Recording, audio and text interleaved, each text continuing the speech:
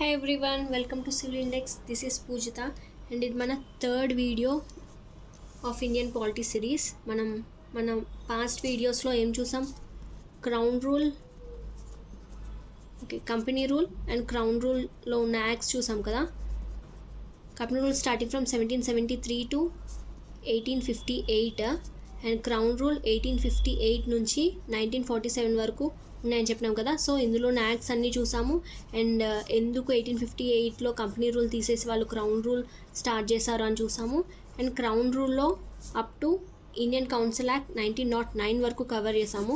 ఇంకెవరైనా వీడియోస్ చూడకపోతే ఫస్ట్ అవి చూడండి, బికాస్ ఈ వీడియో అర్థం కావాలంటే ఫస్ట్ ఆ యాక్ట్స్ యొక్క బేసిక్స్ తెలిసి ఉండాలి. ఓకేనా? First now we will start with government of India Act 1919. అది ఎనాక్ట్ చేసింది 1919లో, ఫోర్స్లోకి వచ్చింది 1929లో. బట్ ఒకసారి ఈ యాక్ట్ బ్యాక్గ్రౌండ్ చూద్దాము. That we all know world war 1 1914 to 1918 జరిగింది కదా. సో ఈ వరల్డ్ వార్ 1లో మన ఇండియన్స్ బ్రిటిషర్స్కి సపోర్ట్ ఇచ్చాం. ఇన్ రిటర్న్ మనమేం ఎక్స్పెక్ట్ చేసామంటే వార్ అయిపోయాక మన డిమాండ్స్ని వాళ్ళు ఫుల్ఫిల్ చేయాలి అని. అండ్ 1914 టు 1918 జరిగింది కదా వరల్డ్ వార్. ఇన్ బిట్వీన్ మనకి 1916లో లక్నో ప్యాక్ట్ జరిగింది. ఎవరి మధ్యన? Indian national Congress and Muslim league, ఈ రెండు కలిసి మన డిమాండ్స్ ఏంటి అని డిస్కస్ చేసుకున్నారు. దీన్నే లక్నో ప్యాక్ట్ అంటాం. ఓకేనా? అండ్ 1917 బ్రిటిష్ గవర్నమెంట్ ఏం డిక్లేర్ చేసింది అంటే, ఏం చెప్పిందంటే they said that British policies in India will be progressively realisation of responsible government in India. అంటే మన ఇండియా లా మేకింగ్లో లా మేకింగ్లో లెజిస్లేటివ్ కౌన్సిల్లో ఇండియన్స్ని ఎలో చేస్తున్నారు కదా, ఆ ఇండియన్స్ రిప్రజెంటేషన్ అనేది, వాళ్ళ ప్రెజెన్స్ అనేది ఇంకా పెంచుతాము. అండ్ మీ కాన్స్టిట్యూషన్ని ఆర్ మీ రూల్స్ని మీరే బిల్డ్ చేసుకునేలాగా we will introduce a responsible government అని చెప్పారు. అండ్ ఇది ఎప్పుడు 1917లో డిక్లేర్ చేశారు. అండ్ 1918లో మనకి వార్ అయిపోయింది. ఇన్ దాట్ 1919లో we came with this Government of India Act 1919. Okay, అందులో ఏమున్నాయో ఒకసారి చూడండి. This is also called as Montagu Chelmsford reforms. ఎందుకంటే అప్పుడున్న secretary of state of India ఎవరు? Montagu. And viceroy of India was Chelmsford. And వీళ్ళిద్దరూ కొన్ని రిఫార్మ్స్ చేశారు. దాని బేస్ మీదనే మనకి గవర్నమెంట్ ఆఫ్ ఇండియాకి 1919 వచ్చింది. So this act is also called as Montagu Chelmsford reforms. ఇందులో ఏమున్నాయి చూద్దాం. It relaxed the central control over the provinces by demarcating and separating the central and provisional subjects. డిమార్కేటింగ్ అంటే తెలుగులో సరిహద్దు అని మీనింగ్ వస్తుంది. అండ్ ప్రొవిన్సెస్ మీద సెంట్రల్కి ఉన్న కంట్రోల్ని తగ్గించి అండ్ వీళ్ళకి స్టేట్స్కే వాళ్ళ ఓన్ లాస్ మేక్ చేసుకోమని కొన్ని సబ్జెక్ట్స్ని సెపరేట్ చేశారు. అంటే ఇప్పటి వరకు what ever the central make చేసిన లాస్నే ఈ ప్రొవిన్సెస్ కూడా ఫాలో అయ్యారు కదా. ఇప్పుడు కొన్ని సబ్జెక్ట్స్ని సెంట్రల్ అంటే మొత్తం బ్రిటిష్ ఇండియా మొత్తం వస్తుంది, అండ్ ప్రొవిన్సెస్కి డివైడ్ చేశారు. సెంట్రల్ చేతుల్లో 47 సబ్జెక్ట్స్ ఉంటాయి, ప్రొవిన్సెస్కి 50 సబ్జెక్ట్స్. సో ఇలా వీళ్ళు ప్రొవిన్సెస్ మీ లాస్ని మీరే మేక్ చేసుకోమని the divided subjects. Central subjects అంటే ఆల్ ఇండియా ఇంట్రెస్ట్, లైక్ ఇండియాలో మొత్తం యూనిఫామ్గా ఫాలో అయ్యేది ఈ central subjects. For example currency మనకి ఇండియా మొత్తం అప్పుడు ఒకటే కదా. కరెన్సీ ఇంకా డిఫెన్స్, ఇలా సెంటర్ మొత్తం మన ఇండియా మొత్తం యూనిఫామ్గా ఉండేవన్నీ సెంట్రల్ సబ్జెక్ట్స్ కింద వస్తాయి. ప్రొవిన్సెస్ అంటే వాళ్ళకి వాళ్ళు చేసుకునేవి, అంటే స్టేట్లో ఇంప్లిమెంట్ చేసుకునేవి స్టేట్ సబ్జెక్ట్స్ అవుతాయి. Okay, diarchy was introduced at the provinces not at the centre. అంటే డయార్కీ మీనింగ్ ఏంటంటే, diarchy is derived from Greek word. Diarchy was derived from Greek word. Di mean dual and archy means government. అంటే మనకి ఇక్కడ 2 governments ఉంటాయి. అవేంటో ఒకసారి చూడండి. Provincial subjects ఉన్నాయి కదా డివైడ్ చేసినవి, దాన్ని మళ్ళీ 2 కేటగిరీస్ డివైడ్ చేశారు. అది first one transferred subjects and reserved subjects. మనకి ఇండియా అంటే బ్రిటిష్ ఇండియా మొత్తానికి గవర్నర్ జనరల్ కదా హెడ్, అలానే ఒక్కొక్క ప్రొవిన్స్కి ఒక్కొక్క స్టేట్కి గవర్నర్ హెడ్ ఉంటారు. సో ఈ ట్రాన్స్ఫర్ సబ్జెక్ట్స్ మీద లా మేకింగ్ పవర్ ఎవరికి ఉంటుంది అంటే governor plus ministers responsible for legislative council. ఆ లెజిస్లేటివ్ కౌన్సిల్లో ఉన్న మినిస్టర్స్ ప్లస్ గవర్నర్ ఈ ట్రాన్స్ఫర్ సబ్జెక్ట్స్ మీద లాస్ మేక్ చేస్తారు. అండ్ రిజర్వ్డ్ సబ్జెక్ట్స్ మీద ఎవరు చేస్తారంటే గవర్నర్ ప్లస్ ఎగ్జిక్యూటివ్ కౌన్సిల్. అంటే ఈ మినిస్టర్స్కి ఏం సంబంధం లేదు, గవర్నర్ ప్లస్ ఎగ్జిక్యూటివ్ కౌన్సిల్ ఈ రిజర్వ్డ్ సబ్జెక్ట్ మీద చేస్తారు లాస్. అండ్ ఇట్లా 2 గవర్నమెంట్స్ ఉన్నాయి కదా మనకి, అంటే 2 డిఫరెంట్ వింగ్స్, ఒక్క ప్రొవిన్స్లో 2 డిఫరెంట్ వింగ్స్ ఉన్నాయి మనకి లా మేకింగ్ చేయడానికి. సో దీన్నే మనం dual government are dual government అంటాం. అండ్ ఈ డ్యూయల్ గవర్నమెంట్నే మనం డయార్కీ అంటాం. సో ఈ డయార్కీ ఎక్కడ ఇంట్రడ్యూస్ చేశారు? ప్రొవిన్సెస్లో అంటే స్టేట్ లెవెల్లో ఇంట్రడ్యూస్ చేశారు. And next thing, for the first time bicameralism was introduced at centre. Bicameralism అంటే ఏంటి? If you recall our past videos, నేను ఇంట్రడక్షన్ వీడియోలో చెప్పా that state was based on 3 pillars. ఒకటి legislature, executive and judiciary. Legislature అంటే ఏంటి? One who make laws. Executive అంటే దాన్ని ఎగ్జిక్యూట్ చేసేవారు. జ్యుడిషియరీ అంటే వాటిని సరిగా అవుతున్నాయా లేవా అని చూసుకునేవాళ్ళు. సో ఈ లా మేకింగ్, ఈ ఎగ్జిక్యూటివ్లో మనకి 2 houses ఉంటే దాన్ని బైకామరలిజం, బై అంటే 2 houses ఉంటే దాన్ని బైకామరలిజం అంటారు. అయితే మనకి ఇక్కడ for the first time bicameralism was introduced at centre level. Okay, దీని ప్రకారం ఏంటి? Indian legislative council was replaced by bicameralism legislature. దీని ప్రకారం 2 houses ఉంటాయి, upper house and lower house. Upper హౌస్ని కౌన్సిల్ ఆఫ్ స్టేట్స్ అంటాం, లోవర్ హౌస్ని లెజిస్లేటివ్ అసెంబ్లీ అంటాం. అండ్ దీంట్లో 60 members ఉంటారు. Out of 60, 34 are elected and 26 are nominated. ఇందులో 114 members ఉంటారు. Out of 104 were elected and 40 were nominated. Okay, దీనికి ఫస్ట్ ప్రెసిడెంట్ ఎవరు? Frederick White. అండ్ దీనికి first president Vithalbhai Patel. Okay, ఈ స్ట్రక్చర్ని గుర్తుపెట్టుకోండి. 2 houses ఉన్నదాన్నే బైకామరలిజం అంటారు. And please don't confuse with ఇప్పుడు ప్రెజెంట్ ఉన్న council of legislative assembly, council of స్టేట్స్కి ఇక్కడ ఉన్న వాటికి కన్ఫ్యూజ్ అవ్వకండి. ప్రెజెంట్ ఉన్నది ఏంటి? ప్రెజెంట్ గురించి చెప్తున్నా నేను. ప్రెజెంట్ మనం బైకామరలిజం అనేది యూనియన్ లెవెల్లో ఉంది, స్టేట్ లెవెల్లో ఉంది కదా. స్టేట్లో కొన్ని స్టేట్స్కి ఉన్నాయి, కొన్ని లేవు. అవి చూద్దాం. ఇప్పుడు ప్రెజెంట్ లెజిస్లేచర్ మనకి యూనియన్ లెవెల్లో ఏంటి? లోక్సభ అండ్ రాజ్యసభ ఉన్నాయి. లోక్సభ అండ్ రాజ్యసభ ఉన్నాయి. అండ్ స్టేట్లో state legislative assembly and state legislative council. ఈ లెజిస్లేటివ్ అసెంబ్లీ వేరే, ఇవి వేరే. ఇది ఇప్పుడు ప్రెజెంట్ ఉన్నది, బట్ ఇది పాస్ట్లో కదా. 1919 యాక్ట్ ప్రకారం వీళ్ళు డివైడ్ చేసింది ఇవి. Please don't confuse with these 2. Okay, and all members in the legislature were from British India provinces and not from princely states. And అప్పుడు మనకి ఇండియాలో ప్రొవిన్సెస్ ఉంటుండే అండ్ ప్రిన్స్లీ స్టేట్స్ ఉంటుండే. ప్రొవిన్సెస్ అంటే బ్రిటిష్ వాళ్ళు ఆక్యుపై చేసుకున్నవి బ్రిటిష్ ఇండియా ప్రొవిన్సెస్ అంటుండే. And మన Kings, అక్కడ రూలర్ కింగ్స్ ఉంటారు కదా, వాళ్ళ ప్లేసెస్ని ప్రిన్స్లీ స్టేట్స్ అంటుండే. ఫర్ ఎగ్జాంపుల్ హైదరాబాద్ అప్పుడు ఎవరి చేతుల్లో ఉండే? నిజాం కింగ్స్ చేతుల్లో ఉండే. So it is an princely state. Okay, ఏపీలో ఉన్న ప్లేసెస్ అన్నీ బ్రిటిష్ చేతుల్లో ఉంటుండే, అవి ప్రొవిన్సెస్. ఓకే, ఈ రెండింటికి డిఫరెన్స్ చూడండి. And here diarchy was introduced at provinces, అంటే స్టేట్ లెవెల్లో డయార్కీ ఇంట్రడ్యూస్ చేసింది. And bicameralism was introduced at central level, ఇది సెంట్రల్ లెవెల్ ఇంట్రడ్యూస్ చేశారు.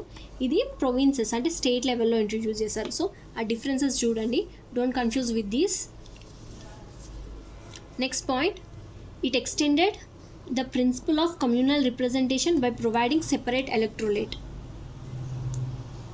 మనం సెపరేట్ ఎలక్ట్రోలేట్ ఆల్రెడీ చూసాం కదా, ఎవరు? మెంట్-మొరెలాక్ 1909లో కమ్యూనల్ రిప్రజెంటేషన్ ఫర్ ముస్లింకి సెపరేట్ ఎలక్ట్రోలేట్ ఉంది అని 1909లో ఇంట్రడ్యూస్ చేశారు కదా. అండ్ దాన్ని ఎక్స్టెండ్ చేస్తూ సిక్స్కి, ఇండియన్ క్రిస్టియన్స్కి, ఆంగ్లో ఇండియన్స్కి, యూరోపియన్స్కి కూడా సెపరేట్ ఎలక్ట్రోలేట్ పెడదామని కమ్యూనల్ రిప్రజెంటేషన్ అనే థాట్ని ఎక్స్టెండ్ చేసి వీళ్ళకు కూడా సెపరేట్ ఎలక్ట్రోలేట్ పెట్టారు. Okay, for the first time it separated provincial budget from central budget and authorized the provincial legislatures to enact their budget. Provinces అంటే ఏంటి? స్టేట్స్ అని చెప్పుకున్నాం కదా. ఇట్స్ లైక్ ఇండియా మొత్తం సెంట్రల్ అనుకుంటే, బ్రిటిష్ ఇండియా మొత్తం సెంట్రల్ అనుకుంటే అందులో ఉన్న ప్రొవిన్సెస్ ఒక్కొక్క పార్ట్ని ప్రొవిన్సెస్ అంటాం. అయితే ఇప్పుడు వరకు ఇండియా మొత్తానికి ఒకటే బడ్జెట్ ఉంటుండే. బట్ ఇప్పుడు ఒక్కొక్క ప్రొవిన్సెస్కి కూడా వాళ్ళకి సెపరేట్ బడ్జెట్ ఇంట్రడ్యూస్ చేశారు. And this will follow now also. మనకి యూనియన్ బడ్జెట్ 2 బడ్జెట్స్ ఉంటాయి. ఏంటి? యూనియన్ అంటే ఇండియా మొత్తానికి యూనియన్ బడ్జెట్ ఉంటుంది. స్టేట్స్, ఎవ్రీ స్టేట్కి ఎవరి స్టేట్ వాళ్ళకి స్టేట్ బడ్జెట్ కూడా ఉంటుంది. So this was first time introduced in 1919 act. For the first time it separated provincial and state budget from the central budget and authorized the provincial legislature to enact their budgets. వాళ్ళ budgets వాళ్ళ respective legislatures enact చేసుకోమని provision ఇచ్చారు. And also it created new office of the high commissioner for India in London. ఎప్పుడు ఒక new office create చేశారు. అదేంటి? High commission. ఎక్కడ? For India in లండన్లో. ఓకే, దాని ప్రకారం ఫస్ట్ కమిషనర్ ఫర్ ఇండియా ఎవరు? కేపీ మీనన్.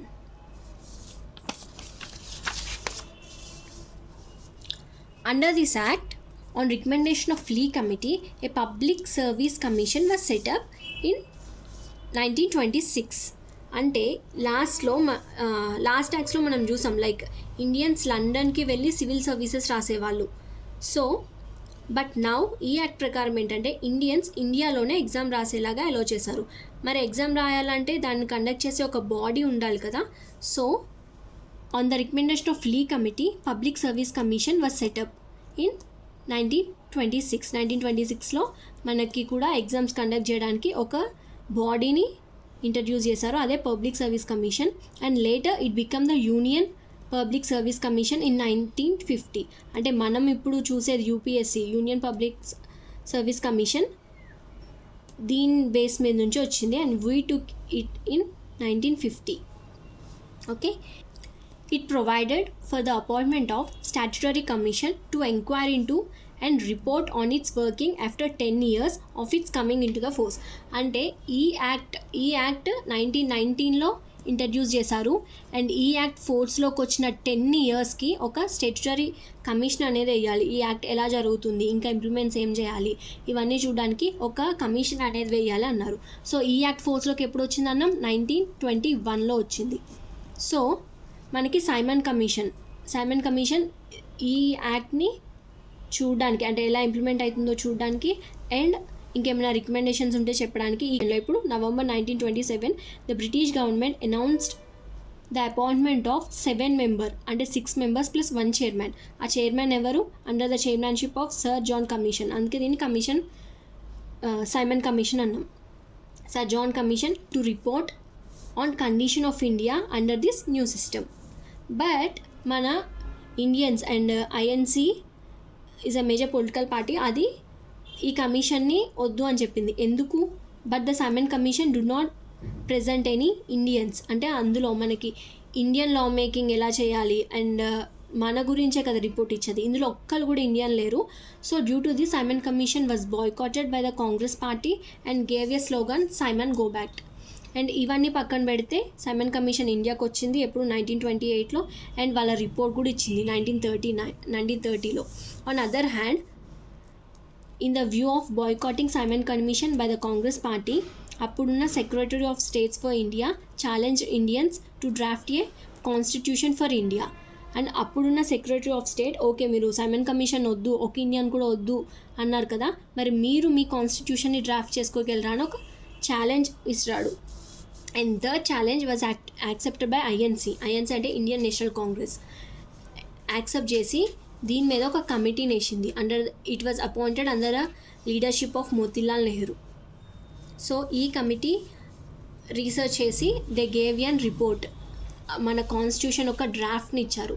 అండ్ ఆ రిపోర్ట్నే మనం నెహ్రూ రిపోర్ట్ అంటాం. ఎప్పుడు ఇచ్చారంటే August 10th, 1928.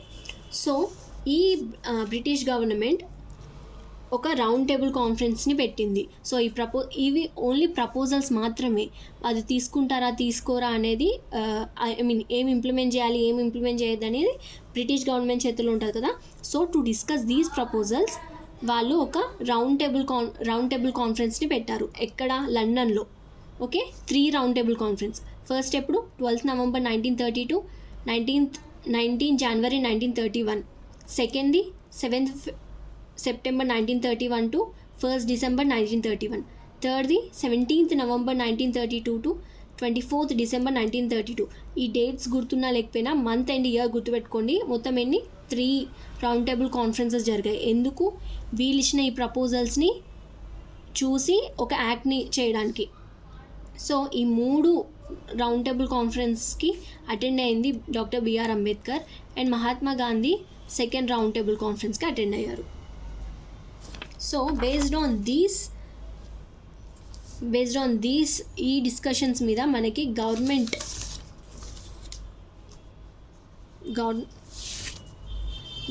Of India act 1935 వచ్చింది. అండ్ దీన్ని మనం, ఇట్స్ సో ఇంపార్టెంట్, దీన్ని మనం xerox copy of our Indian constitution అంటాం. ఎందుకంటే ఇందులో ఉన్న చాలా ప్రొవిజన్స్ మనం ఇప్పుడు ప్రెజెంట్ ఇండియన్ కాన్స్టిట్యూషన్లో అడాప్ట్ చేసుకున్నాం. సో ఈ యాక్ట్ గురించి రేపు డిస్కస్ చేద్దాం. But before ending our session ఒక ఇంపార్టెంట్ టాపిక్ చూద్దాము. అదే కమ్యూనల్ అవార్డ్ 1932లో ఇచ్చారు. సో దీని ప్రకారం ఏంటి అంటే on August 4th, 1932 the communal award was announced by Ramsay MacDonald. అప్పుడున్న అంటే ఈ అవార్డ్ని ఇంట్రడ్యూస్ చేసిన అప్పుడున్న బ్రిటిష్ ప్రైమ్ మినిస్టర్ ఇతను రామ్సే మెక్డొనాల్డ్.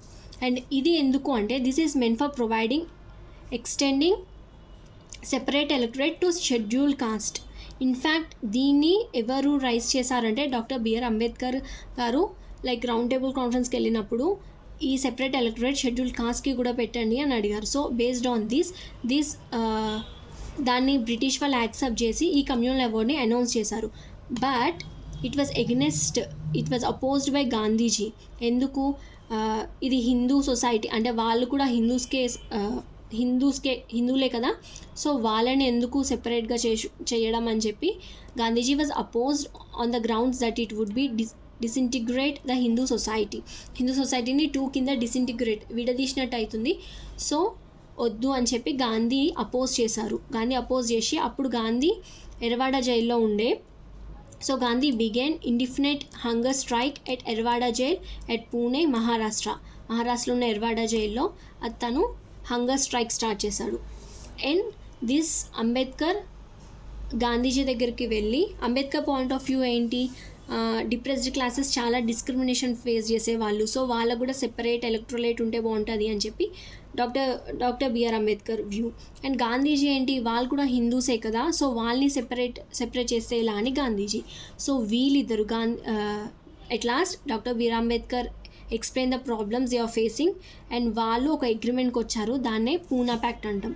సో ఇది ఎక్కడ జరిగింది అంటే ఎర్వాడా జైల్. ఎప్పుడు? September 24th, 1932లో.